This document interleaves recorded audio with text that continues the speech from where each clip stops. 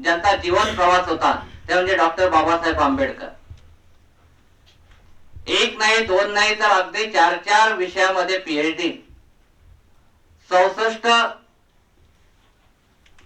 प्रकारचं ज्ञान, 64 प्रकारचं ज्ञान म्हणजे 64 कला आपण जे म्हणतो त्या सर्व शिक्षण पद्धतीचं ज्यांना ज्ञान, 10-11 पेक्षा जास्त भाषांचं ज्ञान असणारे, ते बोलणारे, वाचणारे आणि लिहिणारे डॉक्टर बाबासाहेब आंबेडकर. अशा अद्वितीय व्यक्ती आपल्या देशात आणि विशेष म्हणजे आपल्या महाराष्ट्रात जन्माला आला, हे आपलं सौभाग्य आहे. आने वाली नस्लें तुम पर नाज करेंगे, आने वाली नस्लें तुम पर नाज करेंगे कि आपने उस देश में जन्म लिया जिस देश में डॉक्टर भीमराव अंबेडकर जी का जन्म हुआ था. मित्रांनो, आपल्या आजच्या मूळ विषयाला सुरू करण्यापूर्वी मी सर्वप्रथम इथे उपस्थित असलेल्या आजच्या कार्यक्रमाचे प्रमुख पाहुणे डॉक्टर लबाने सर, नवनियुक्त hostel lecture doctor AR Bharadwaj sir, विद्यार्थी कल्याण विभागाचे doctor Farooq Chavan sir, B B Pawar sir आणि माझे मित्र आकाश वाघमारे सर, त्याचबरोबर इथे उपस्थित सर्व विद्यार्थी विद्यार्थिनी आणि सर्व सहभागी लोकांना मी विनम्र अभिवादन करतो. व आजचा जो माझा विषय आहे की डॉक्टर बाबासाहेब आंबेडकर यांचं जीवन आणि आजचा आमचा विद्यार्थी, या विषयाला मी सुरुवात करतो. मित्रांनो, एक लहानसा मुलगा 7-8 वर्षाचा विद्यार्थी जो 3ऱ्या वर्गात शिकत होता, त्या विद्यार्थ्याला तिथल्या शिक्षकांनी सांगितलं की तुला वर्गात न बसता वर्गाच्या बाहेरची जी जागा आहे तिथे बसावं लागेल आणि शिक्षण घ्यावं लागेल. त्याच्यासाठी ती गोष्ट खटकणारी होती की इथं सर्व विद्यार्थी एकत्र बसतात, गमती करतात, मला मात्र बाहेर बसून शिक्षण घ्यावं लागतं. मग त्याने घरी जाऊन आईला विचारलं की आई हे असं का? त्यावेळेला सर्वात आधी आईने सांगितलं की बाळा, असं आपल्याला क्षुद्र म्हटलं जातं, त्यामुळे आपल्याला तुला बाहेर बसावं लागत असेल. त्याने पुढचा प्रश्न विचारला की असं कुठे लिहिलंय? तर आईने काहीतरी उत्तर देण्यासाठी सांगितलं की बाळा, एका पुस्तकात लिहिलंय, मला तर काही फारसं कळत नाही. त्याचा पुढचा प्रश्न होता, आई त्या पुस्तकात जे लिहिलेलं आहे ते चुकीचं पण लिहिलेलं असू शकतं. त्यावेळेला आई निरुत्तर होते.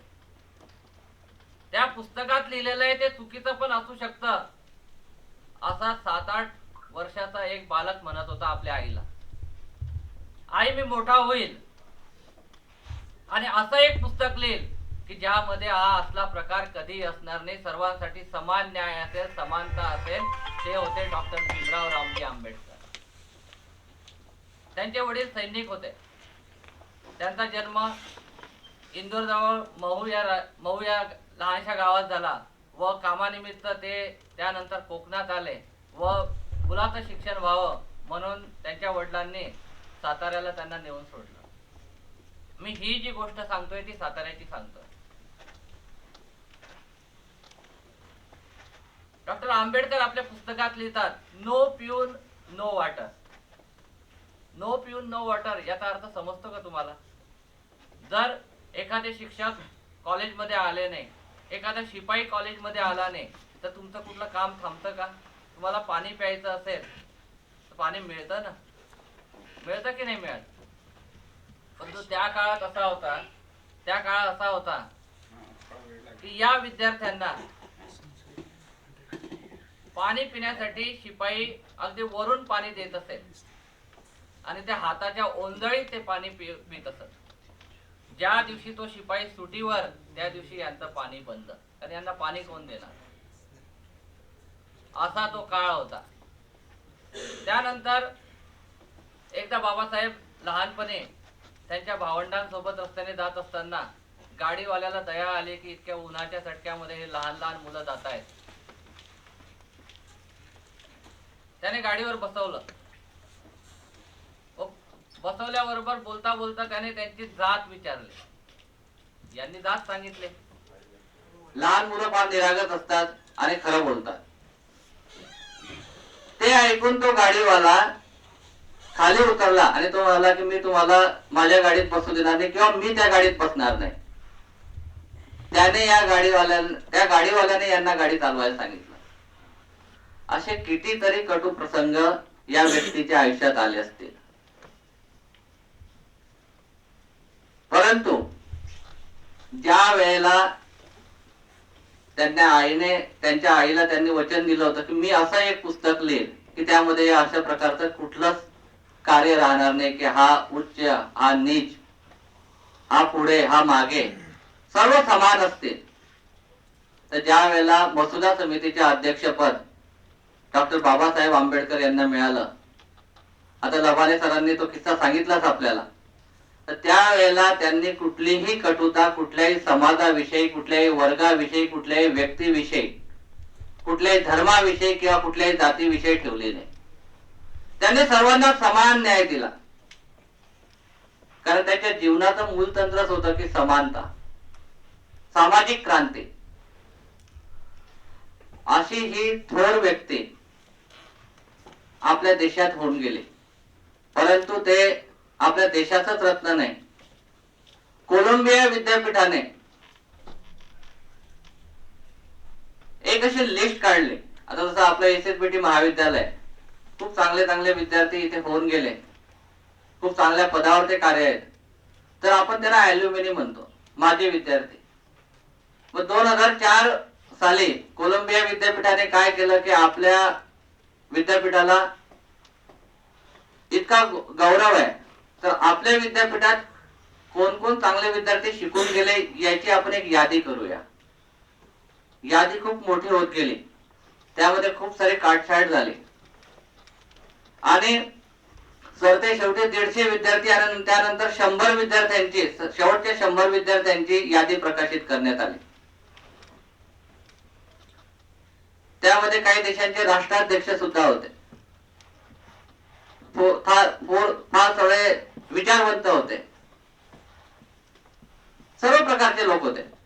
त्यानंतर सुद्धा शेवटचे 10 लोक निवडले गेले आणि त्या शेवटच्या 10 मध्ये जो पहिल्या क्रमांकाचं नाव होतं ते होते डॉक्टर भीमराव रामजी आंबेडकर.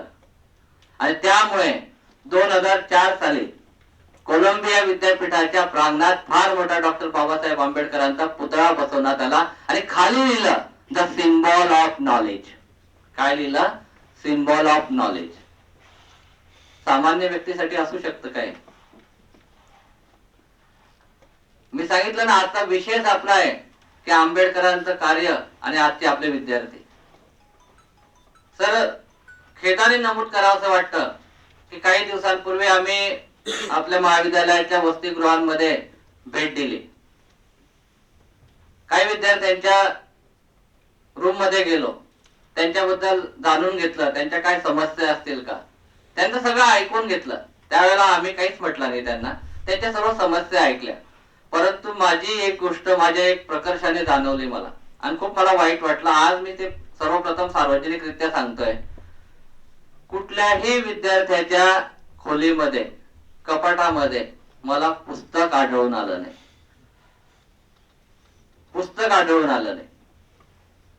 काहींना मी प्रश्न विचारले की तुम्ही अभ्यास कसं करता, त्यांनी सांगितलं मोबाईल मध्ये करतो सर, नोट्स मध्ये करतो. मग सरांनी सांगितलं ना की जे इनपुट दिलं, चुकीचं इनपुट दिलेलं असेल त्या मोबाईल मध्ये, तर चुकीचंच आउटपुट मिळणार ना. मोबाईल कोणत्या कार्यासाठी तयार झाला आहे त्याचा आधी विचार करा. जेव्हा एखादा व्यक्ती पुस्तक लिहितो, सर्वांगाने आणि अतिशय अभ्यासात्मक विवेचन करून ते पुस्तक लिहिलेलं असतं आणि ते पुस्तक वाचल्यानंतर खरोखर आपल्याला ज्ञान प्राप्त होते. डॉक्टर बाबासाहेब आंबेडकर जर 18 तास, ज्यांच्या घरी लाईट नव्हते तर रस्त्यावरच्या लाईटच्या खाली त्या प्रकाशाखाली अभ्यास करून शिकले, वाचन केलं. आपल्याकडे तर सर्व सुविधा आहे. तर आमच्या इथे जी लायब्ररी आहे, आदर्श लायब्ररी, एअरपोर्ट सिस्टीम आहे, वेगवेगळे सेक्शन्स आहेत, वेगवेगळ्या प्रकारचे ग्रंथ आहे, वेगवेगळ्या प्रकारचे पाठ्यपुस्तक आहे. काय हवं काय नको त्याची सगळी काळजी महाविद्यालयाने घेतली आहे. परंतु कमतरता कशाची आहे? कमतरता आपली आहे. आपण तिथे जायला हवं. लायब्ररीत जर गेलो तर लायब्ररी कधी कधी फुल असते, परंतु अभ्यास करताना फार कमी विद्यार्थी दिसतात. मग मला सांगा की आपण डॉक्टर बाबासाहेब आंबेडकरांचे हेच विचार पुढे घेऊन जाणार आहोत का? आपल्याला डॉक्टर बाबासाहेब आंबेडकरांचं स्मरण करायचं असेल तर आपण दररोज अभ्यास तर करायला हवा, ते आपलं कर्तव्य आहे विद्यार्थी म्हणून, परंतु अवांतर वाचन सुद्धा करायला हवं. वेगवेगळ्या विषयाची पुस्तकं वाचा. 32 विषयांमध्ये जर ते पदव्युत्तर होऊ शकतात, निदान आपण एका विषयात आपल्या विषयामध्ये तर पदव्युत्तर होऊ शकतो. असे असंख्य प्रश्न आहे की ज्या आजच्या समस्या आपल्याला जाणवतात. डॉक्टर बाबासाहेब आंबेडकरांपासून शिकण्यासारख्या खूप साऱ्या गोष्टी, 4-5 गोष्टी मी प्रामुख्याने सांगेन. की सर्वात प्रथम म्हणजे शिकण्याची गोष्ट म्हणजे शिक्षणाची आस.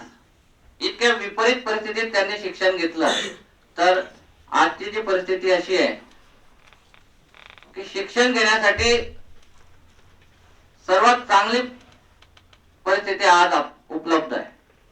एखादा विद्यार्थी मला सांगा की ज्याच्याकडे पैसा नाही तो शिकू शकत नाही, असं होत नाही. सरकारची भरपूर शिष्यवृत्ती, बऱ्याचशा महाविद्यालयांमध्ये दानशूर लोक आहेत, समाजात सुद्धा दानशूर लोक आहेत. फक्त तुमची शिकण्याची कला पाहिजे, तुमच्याजवळ तेवढी तळमळ पाहिजे. आणि मी तर नेहमी सांगतो की शिकण्यासारखे सर्वात सोपी गोष्ट कोणती नाही. त्याचं कारण असं आहे की जर एखाद्या व्यक्तीला सांगितलं, जो अज्ञानी असेल, काही कारणास्तव त्याला नोकरी नसेल, त्याला मजुरी करायची गरज पडली उदरनिर्वाहासाठी, तर बघा इतक्या रणरणत्या उन्हात ते खोदकाम करतात, गार्डनिंगचं काम करतात, बाहेर खूप कष्टाचे काम करतात. शिक्षण घ्यायचं असेल तर किती छान आहे, एसी असतो आपल्या घरी किंवा पंखे चालू असतात, इतकी चांगली परिस्थिती आहे शिक्षणासाठी. दुसरं समानता. मी सुरुवातीला सांगितलं की जरी अतिशय कटू प्रसंग आले बाबासाहेबांच्या जीवनात, परंतु त्यांनी कटुता कुणाविशेष ठेवली नाही. त्यांनी सर्वांना समान न्याय दिला.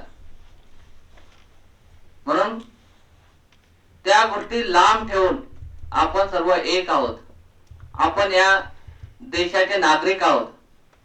सरांनी सांगितलं की तुम्ही कधी प्रस्तावना वाचली आहे का आपल्या संविधानाची? तर त्याची एक मोठी रोचक कहाणी आहे सर. त्याची सुरुवातच असं आहे, we the people of India, म्हणजे आम्ही भारताचे नागरिक. ज्या वेळेला ही प्रस्तावना लिहायची वेळ आली त्यावेळेला असंख्य लोकांनी मतांतर केले आणि सांगितलं की देवाचं नाव घ्या, ईश्वराचं नाव घ्या, अल्लाचं नाव घ्या, गॉडचं नाव घ्या. मग बाबासाहेबांनी काय केलं की ठीक आहे, तुमच्या सूचना मी मान्य करतो, परंतु यावर आपण मतदान घेऊ, हात वर करून सांगायचं. तर त्यावेळेला 41 मत असे होते की देवाचं नाव घ्यायला पाहिजे, परंतु बहुसंख्य लोकांचं मत असं होतं की एका धर्माचं किंवा एका देवाचं नाव घेऊन चालणार नाही, आपला हा देश सर्वधर्मी आहे. आणि ती संधी साधून, ती संधी हेरून डॉक्टर बाबासाहेब आंबेडकरांनी लिहिलं की we the people of India, म्हणजे आपला सर्वांना त्यांनी सर्वोच्च ठिकाणी ठेवलेलं आहे. कारण ते देशभक्त होते. देशभक्त या एका उदाहरणातून मी सांगेल की ज्या वेळेला हिंदू कोड बिल असेल किंवा सेपरेट इलेक्टोरेट असेल, अशा विषयांवर जेव्हा मतमतांतरे झाले, विरोध होऊ लागला, त्यावेळेला येरवड्याच्या तुरुंगात गांधीजींना अटक झालेली होती आणि गांधीजी आमरण उपोषणासाठी बसले. डॉक्टर बाबासाहेब सुद्धा सुरुवातीला आपल्या मतावर ठाम होते, परंतु ज्या वेळेला ते उपोषण वाढत गेलं त्यावेळेला बाबासाहेबांच्या लक्षात आलं की अरे इतका मोठा नेता, ज्या नेत्याला आपल्या देशाची गरज, देशाला आपल्या या नेत्याची गरज आहे स्वातंत्र्यासाठी, तो जर आपण आपल्या एका गोष्टीसाठी गमावला तर देशाचं नुकसान होईल. ते एरवड्याला गेले, गांधीजींची भेट घेतली आणि तिथे तो झाला तर पुणे ऍक्ट झाला, पुणे करार स्थापन झाला. त्यामुळे हे देशभक्तीचंच उदाहरण आहे. बाबासाहेब आंबेडकरांकडून शिकण्यासारखी एक मोठी गोष्ट आहे की ते म्हणजे कृतज्ञता. लहानपणी राजर्षी शाहू महाराजांनी आणि त्यानंतर सयाजीराव गायकवाडांनी बडोद्याच्या त्यांना शिष्यवृत्ती देऊन फॉरेनला शिक्षणासाठी पाठवलं. इतक्या सगळ्या डिग्र्या घेतल्यानंतर उच्च पगाराची आणि अतिशय चांगली नोकरी त्यांना परदेशात किंवा भारतात सुद्धा मिळू शकली असते, परंतु त्यांनी परदेशात नोकरी केली नाही. ते देशात आले आणि सर्वात आधी सयाजीराव गायकवाड यांच्या दरबारी दाखल झाले. त्यांना सांगितलं की तुमच्यामुळे मी परदेशात जाण्याची मला संधी मिळाली, त्यामुळे मी तुमचा कृतज्ञ आहे, मला तुमच्याजवळ नोकरी करायची संधी हवी. तिथे सुद्धा काही कटू अनुभव आले की शिपाई लांबूनच फाईल ठेवून द्यायचा आणि त्यानंतर त्यांनी ठरवलं की नाही, आता मला या सर्व वंचितांसाठी, सर्व माझ्या समाजासाठी काम करायचं आहे. परंतु कृतज्ञता हा गुण फार महत्वाचा आहे.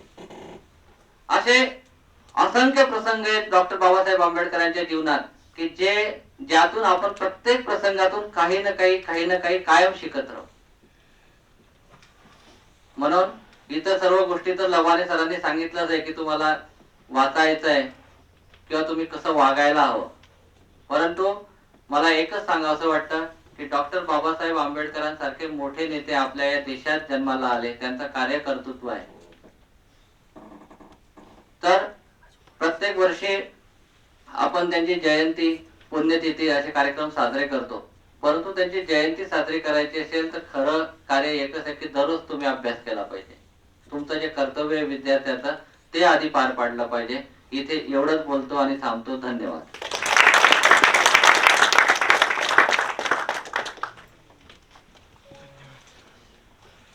खूपच छान असं मार्गदर्शन केलं सर तुम्ही आम्हाला. थँक्यू. आता मी पवार सरांना विनंती करतो की त्यांनी विद्यार्थ्यांना मार्गदर्शन करावे.